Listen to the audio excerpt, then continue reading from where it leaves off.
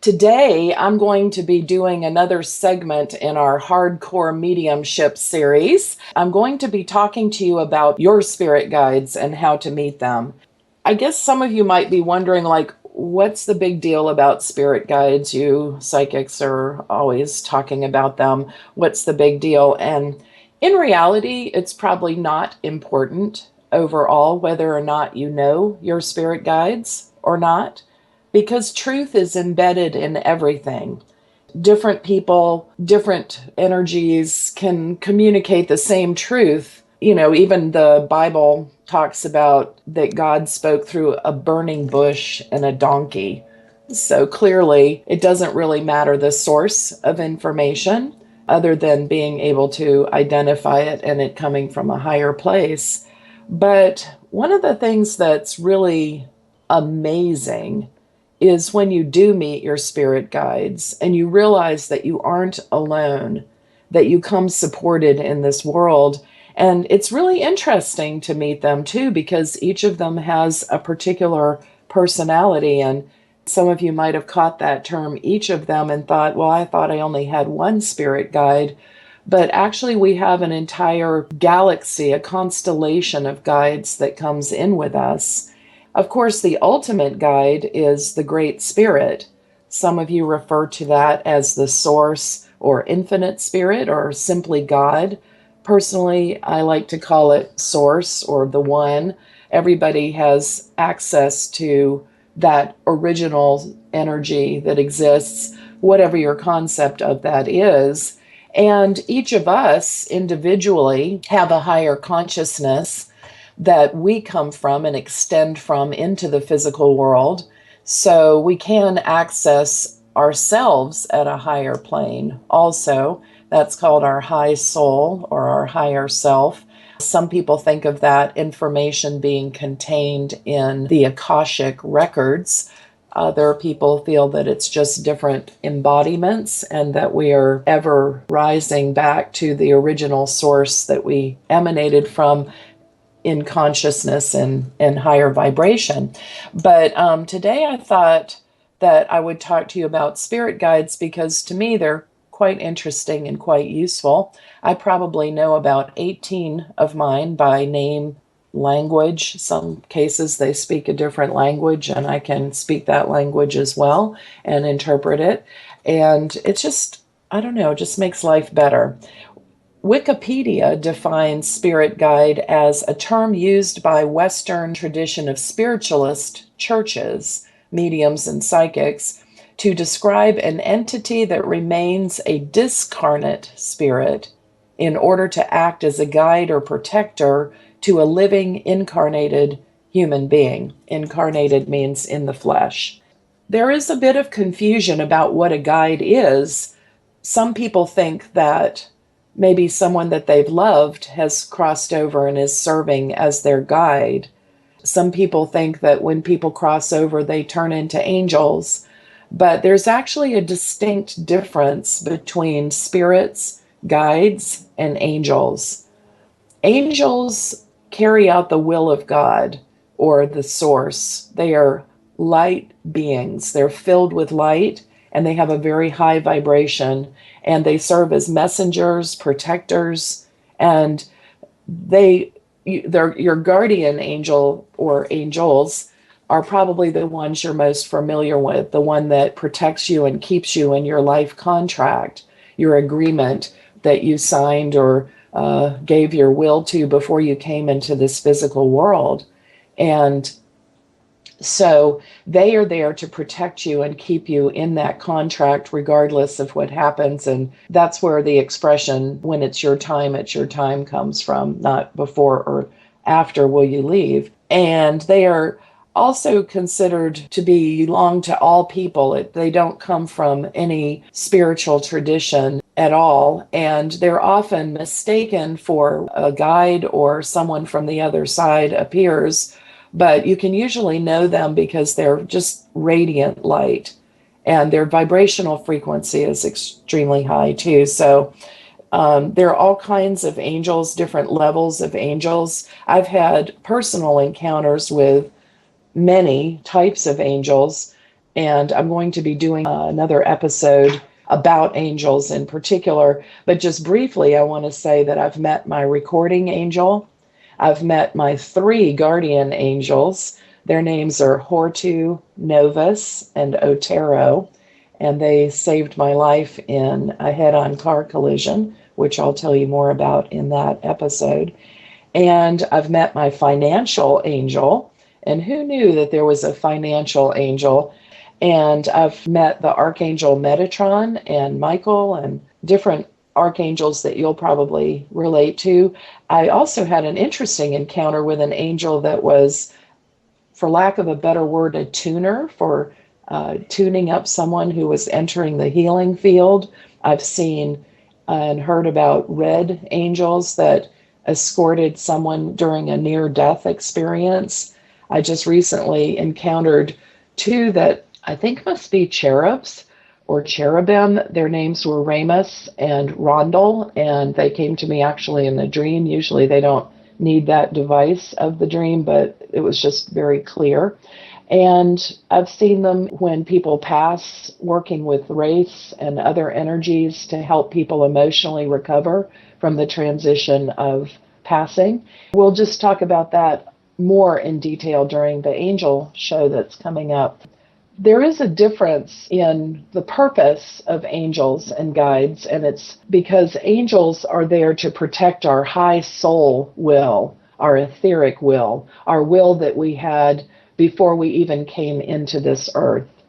Our high soul will is protected by the angels, and our material will, our physical will, when we come into body, the one that you are most familiar with on a daily basis, that's what our guides are for, to help facilitate our physical will, to help us in our daily lives to transact the business of being human. So that third category of angels, guides, and spirits, spirits are our ancestors. They can help us realize that there are purposes far beyond and bigger than we imagine in our lives.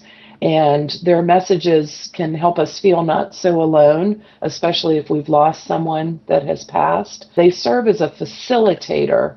They serve as someone who makes it easier for us, but they may not be, because they're part of our soul group and still attached vibrationally to us here in the physical plane, they may not function at the capacity of a guide, which is a higher vibration, and then the angels at a higher vibration still. They are part of us, and they can really bring through beautiful and life-changing messages, and we can feel them, we can sense them, and they leave us signs, and they come to us in our dreams, and sometimes we hear their voices in our minds or around us, and some of their signs are absolutely beautiful, butterflies and feathers and all kinds of things, special stones. One of my ancestors I didn't know, and that's actually quite possible. I frequently have in readings a grandparent or a great-grandparent that comes through that person never knew in their lifetime because they had passed or didn't live in the area that the person grew up in. I had a great-great-great-great-grandfather, William, who came through. He was from the American Revolutionary War, but he came through 5 different mediums, and it was really spectacular to hear from him. And now he and I communicate personally. He has a very thick Gaelic brogue, which tickles me every time he talks to me. My grandmother, too, has helped me with situations, but sort of as a friend or a family member would counsel you rather than that higher wisdom that comes from guides. Our guides have been with us for many lifetimes. They not only protect our material will by helping us to navigate, but they also help us manifest things and bring things into existence in our lives. And they facilitate and guard the interface that's between us and the unseen world of spirit. Get that? They're between us and what we can't see on the other side. And they're very specific to you. There are different levels of beings on the other side and around and about us, but your guides are specifically yours. We have an inner band of guides, and those are ours. And then we have an outer band of guides, which could be considered those that work with everyone, sort of those higher vibrational things like Jesus or Ganesh or some of the gods and goddesses or ascended masters. Those belong to everyone. Well, it's not that we own our guides. Guides are actually kind of a misnomer anyway, because it leaves us with the feeling that they are guiding us, like telling us where to go. And that's actually a misapplication of their name. They are guiding us in the direction that we ask them to help us get to. One of my current dreams is to build a physical school that's world class, that allows people to come and study not only mediumship and psychic ability, but healing arts and sustainable technologies to help the planet and creative things. And so my guides are out there right now working to help make those connections and bring those things together. I see evidences of that on occasion as we move closer and closer toward that goal.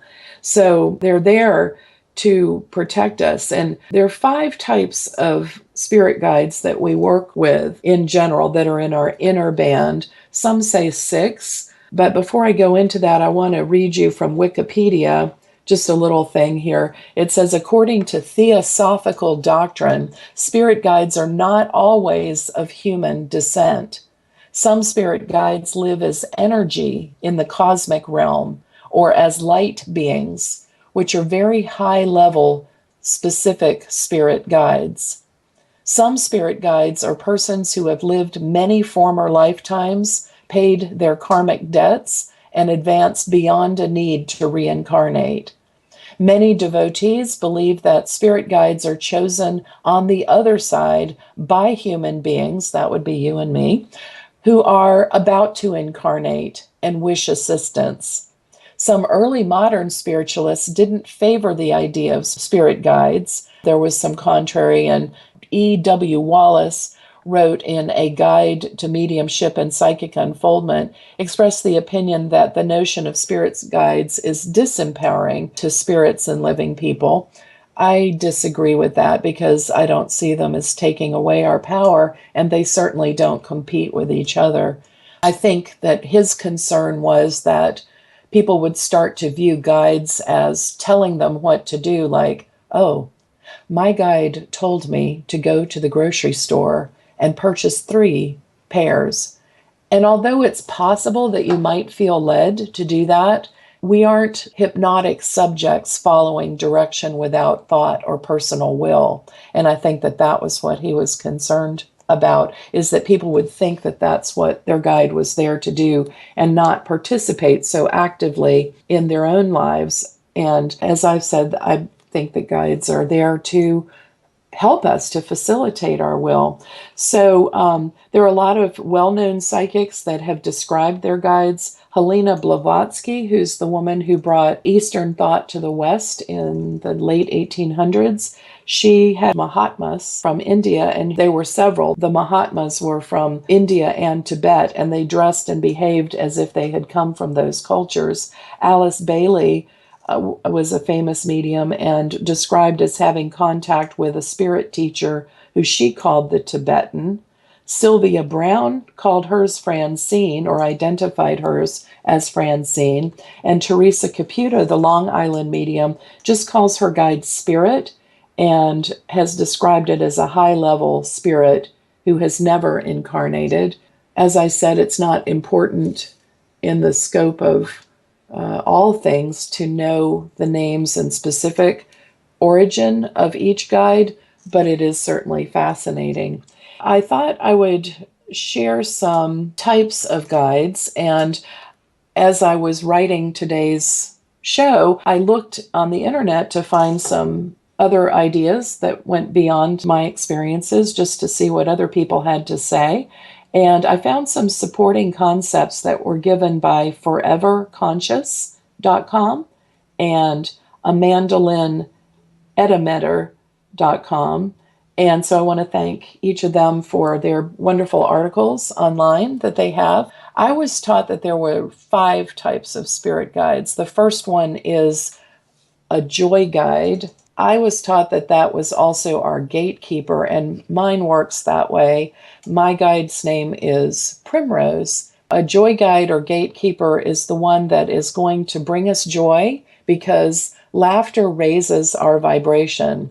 And they often appear as children or fairies or joking spirits because of that thought that we're not threatened, and because they're young and silly, that makes us laugh and it opens us up. So our gatekeeper helps us access different portals of the spirit world. They act as gatekeepers that are between one dimension and the next, and they help us navigate the world safely. They're like protector guides, but kind of like for the spirit world, because they offer physical and psychic protection to spirit communicators.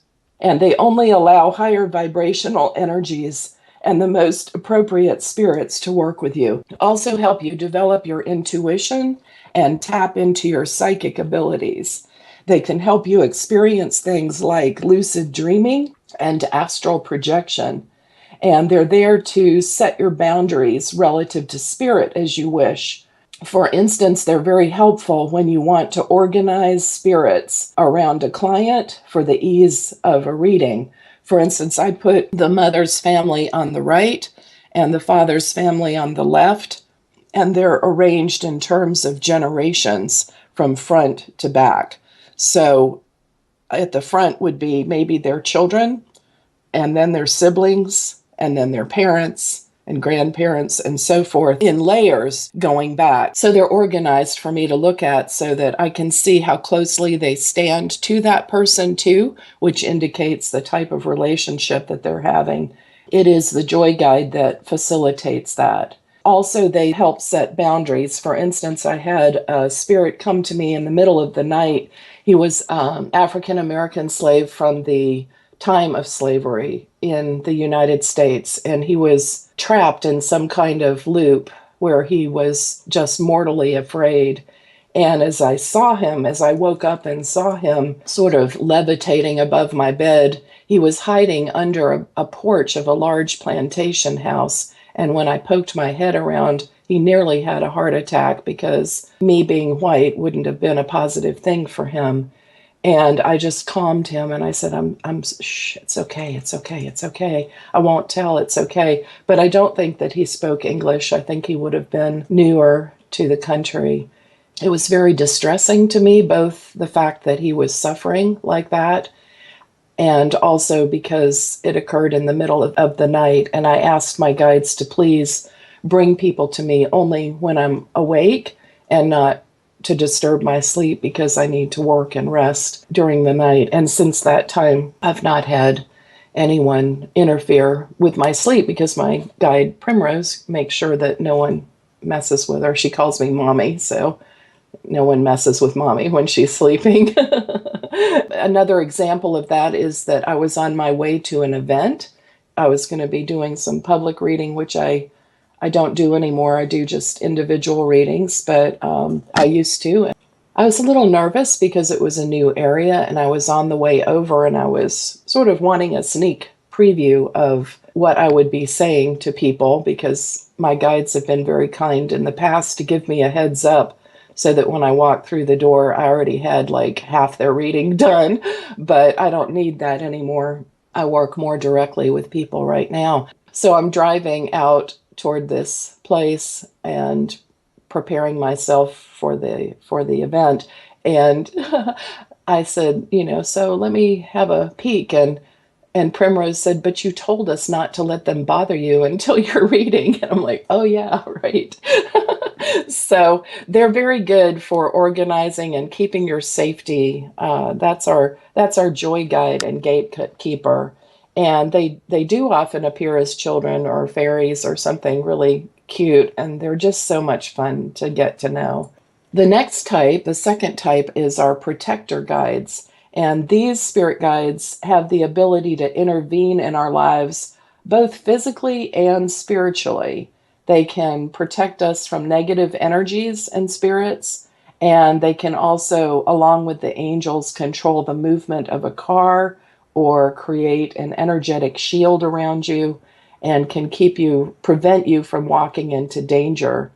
They communicate sometimes through animal messengers or colors too sometimes. So if you see the same animal, it could be your guardian's way of reminding you to stay strong or to embrace the qualities of that particular animal, or to do some research and find out what that animal totem represents.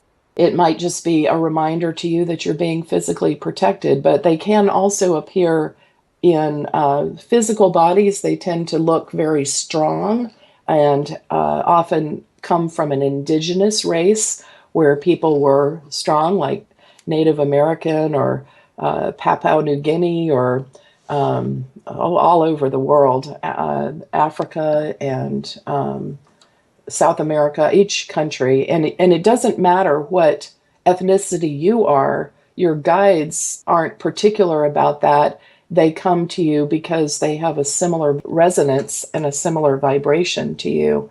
So it's just curious. I have protector guides named Rising Sun and Little Turtle. They're both Native American. I have one called Ardvan that is a dragon. He's huge and protective, and I just love him. And then we have a third category, and that's our master teacher.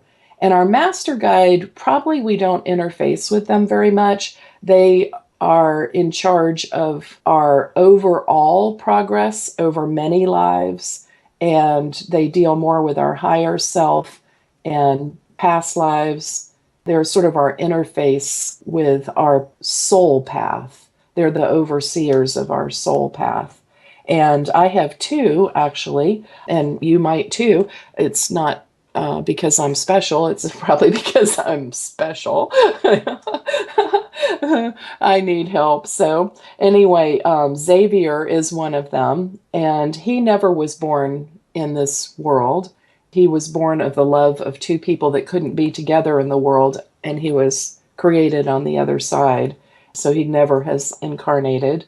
I was surprised when I read about Teresa Caputo's guide never incarnating too, and Tecumseh. And when we come back, I hope to have a clear voice and finish the show with you, and looking forward to talking with you then. Now back to our show from a medium's perspective with host Reverend Tracey Lockwood. Welcome back. If you missed the first half of our show, or you'd like to listen to any of our past episodes, you can find them here on YouTube. Just put in Medium Tracey Lockwood, and please, while you're there, subscribe to my channel. If you'd be interested in learning how to develop your abilities, meet your guides, etc., I do offer private psychic mediumship tutoring by Skype for anyone in the world. And you can find me and more information about that at my website at mediumtracylockwood.com. And I'm on all social media, Facebook, Twitter, Instagram, all those.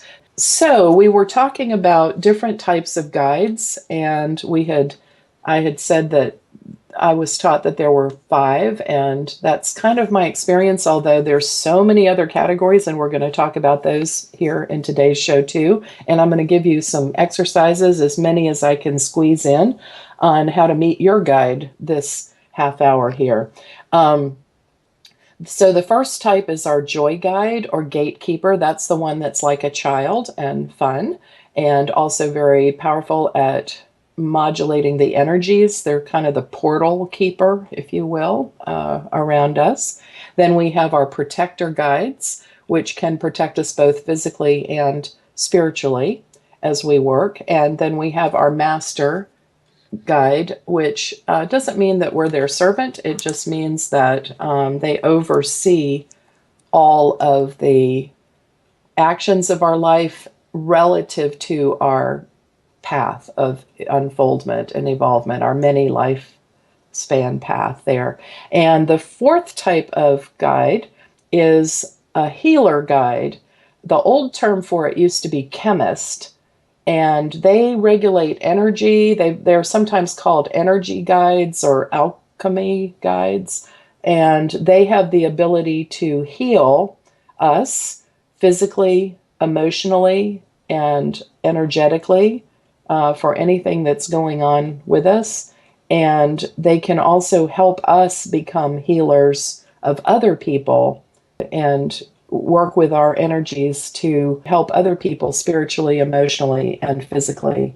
I have three that I work with: Adi, who's Japanese and Chinese, and Blue Waters, who's Native American, and her language is so beautiful. It's just like water, drip drops of water. It's like, whoop. I'm not going to speak it, but I'll just give you the feeling of it. It's like whoop, whoop, whoop, whoop, whoop. You know, it has this sound to it that I just love speaking it when I'm channeling her. And I have a guide named Harambe too. And Harambe is a shaman. And I also inherited a shaman from another medium, which, yes, that can happen. I actually also inherited my grandmother's joy guide, and it just, I don't know, isn't that interesting? That's interesting. So maybe you should find out who your guides are, learn what another one is too. It's just fun. Anyway, the fifth kind is a teacher or philosopher guide, and they help us when we're ready to learn a particular life lesson. They help us understand our purpose and our soul contract and sort of the overall lessons that we've come to learn. They connect us with the information and knowledge that we need in order to expand our path. I have two there too. Dr. Pedersen and Oren work with me in that capacity. And a lot of people identify another type of guide.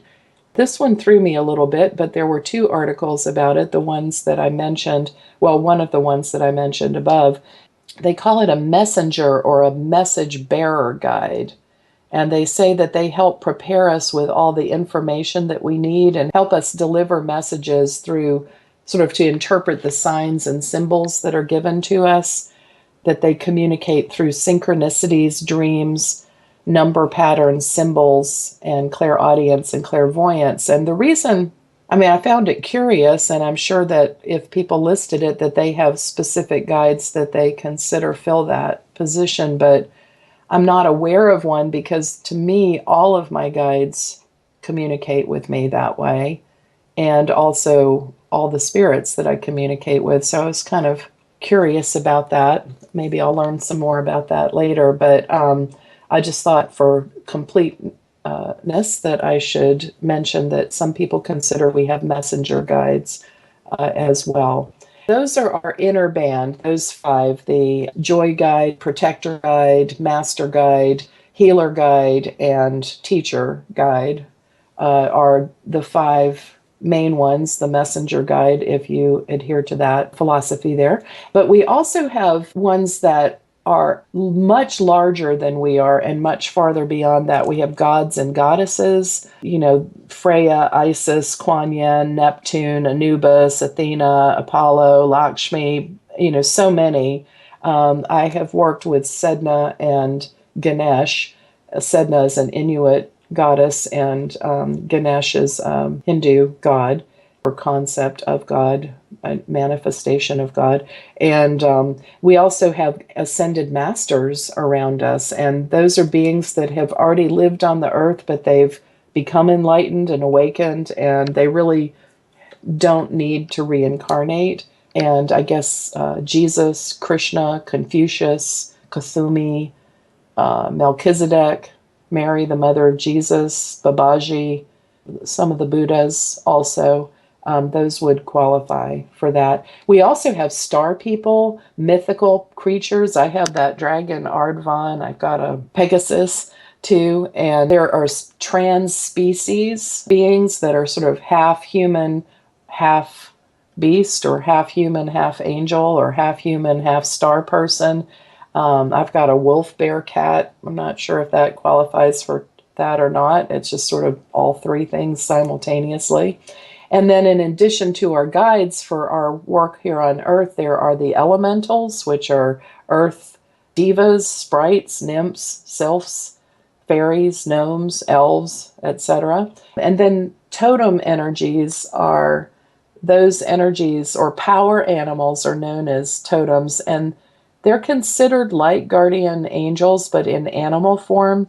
And each of us, according to some Native American traditions, have 9 of them. And so that's kind of cool. So if you resonate to a particular animal or you find it around you a lot, it could be more than just a message. It could be that that's one of your power animals in your life. And some of our guides are with us for a lifetime. Our inner band, the 5 that we mentioned, or possibly 6, they're with us for a whole lifetime. But then we have some that come to us for a particular talent. Maybe we want to learn music, so we have our music guide step up, or art, or something like that. And there are also guides that watch over our soul family and make sure that we meet each other and connect together when we pass over. So I have some different ways of teaching my students to meet their guides, but I ran across a few others when I was prepping for this episode, and they really caught my fancy, and I thought I would share them with you. The first comes to us from Malavika Suresh, and she has a WordPress blog that she talked about this. She breaks it down, and I'm going to truncate what she said so we can get in more techniques before the end of our time today. The first would be to take grounding breaths. And you would do that to bring you into your body and into an awareness of your body, so that you sort of are able to shed the frenzy that's in our minds and calm yourself. You know, you can just breathe and pay attention to your breath as long as you need to. And then once you have grounded yourself that way, she says, open your chakras. And I think of the chakras as the interface between the two worlds. They're the colored energy centers that run up our bodies. Some people say we have 7, some say we have 12. I'm sure there's some that say we have more or less than that. Basically, our energy separates as we come into the physical, and that white light that we come from fractures into that rainbow and other colors. After you breathe, then you would open your chakras. And I think about that as becoming aware of our ability to perceive. For her, she took it through that traditional chakra cleansing thing where you start at the bottom chakra and you start rotating and aligning each one and cleaning off anything that's unnecessary there. You know, just kind of align them so that you're in balance, and give yourself something that you miss. Like if you feel like you're not loved, then just affirm that I am loved, and realize that that love may not come from who you wish, but from someone beyond. And anyway, so you can do that. You can align your chakras, or you can just open your awareness to perceive. And the next step would be to raise your vibration. I think of that as asking your guides to protect you and keep you safe and be with you. She has a particular way to do that, and this is a way that I've heard before, but I liked the way that she said it. Once you're receptive, because they're higher vibration, she says you have to tune into their frequency, or else you're going to only get static. So if you live in a 10-story building and you're on the ground floor, then to get up there, you have to get there. So how do you go there? You take the stairs or the elevator. And so she uses a mental picture of going up stairs or riding an elevator floor by floor until you get to the top. And then she says at that point, in your mind, she visualizes a door. And when she opens the door, she says that it takes her to her special place. And this could be, your special place could be any place that you feel safe and that is beautiful to you. It could be a garden or a beach. She says it could be a coffee shop. Malavika's place looks like an abandoned airport, she says. And for the first time, when she did this type of visualization, she imagined Yellowstone National Park. And so what you do is you enter that place, and then you speak to your guides. You say, hi, spirit guides, would you come and join me for our first meeting? And I thought that was charming and very direct, because you do have to ask. And what you do then, she says, is you wait.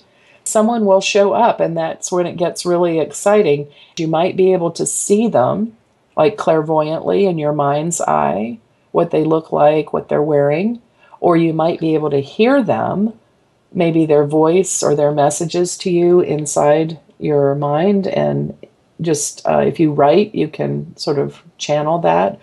Or you might be able to feel them and feel their presence around you. Or you might have a sense of recognition where you just know them and you just have a sense that they are there and have a mental conversation with them out of knowingness. Try not to limit whoever it is that shows up that may surprise you, who comes to be in your entourage or might have been with you for your lifetime.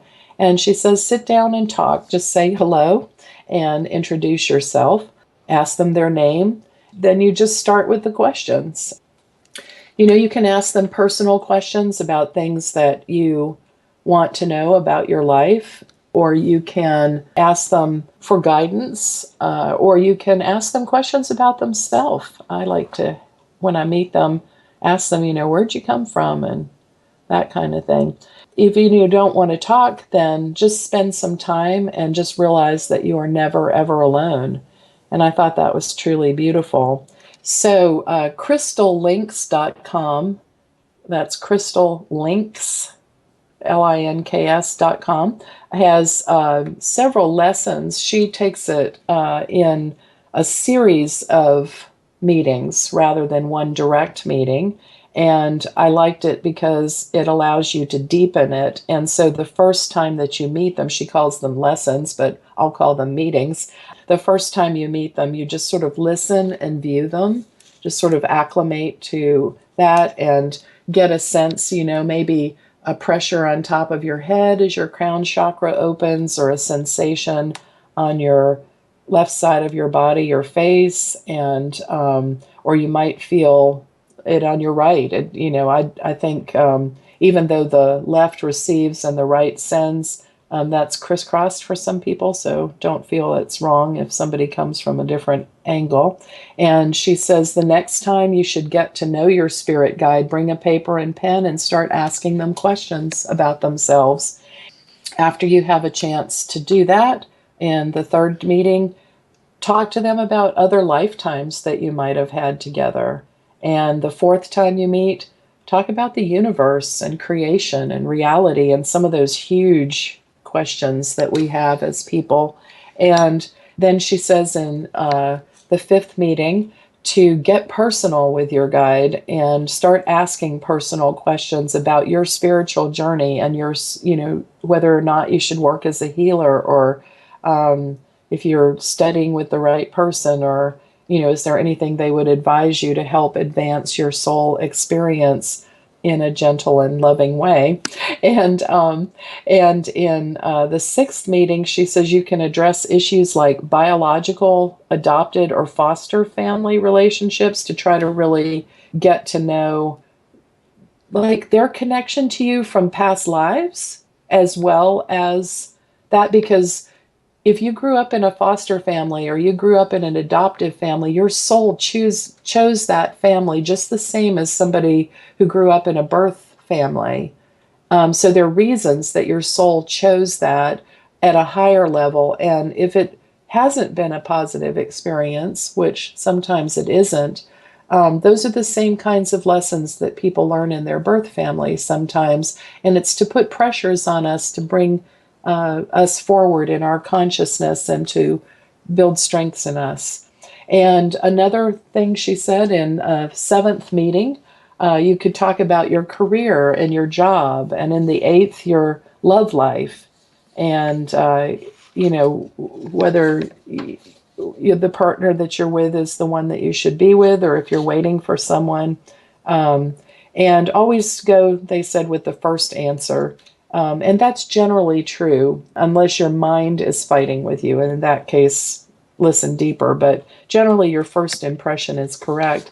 And just, the 10th meeting, she was talking about your goals in life. And the 11th one, which was her final suggestion, was learning to talk with your guides while you're on the go. Like, is there traffic ahead? Am I going to be late? What are they going to be wearing? How many letters are in the mailbox? That kind of thing. And I just thought that was a terrific way to consider meeting your guides. Our guides talk to us in a lot of different ways. They use synchronicity. They use repetition. Like, you hear it from one person and you're like, yeah, yeah, yeah, yeah. And the second person and you're like, sounds familiar.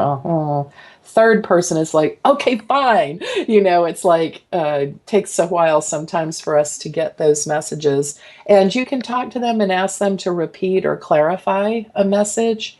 Our bodies are our first tool. So if you're having trouble hearing and seeing and that kind of thing, you can use a pendulum, or you can use muscle testing, or just your gut response, that first gut response where you're really in your gut, not your heart and your mind. That way you can start out that way, and then you can advance to use tools like tarot cards or stones or things that require you to do a little bit of freestyle interpretation.